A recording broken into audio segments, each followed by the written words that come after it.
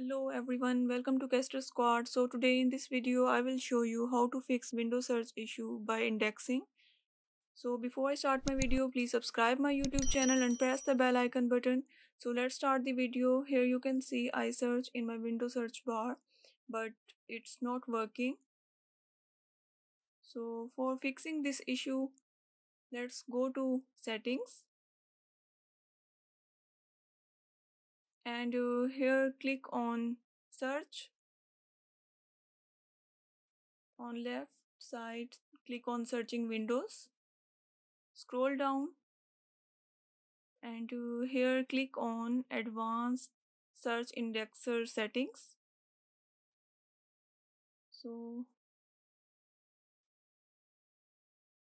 just here click on advanced and in troubleshooting delete and rebuild index, click on rebuild, and now indexing start and it takes long time, so just click OK.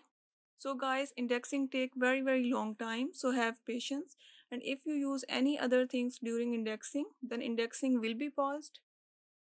So here you can see our item indexed 39,000. So our indexing complete. So let's check. You can see I search for Chrome and it's working. I search for PyCharm, it also working.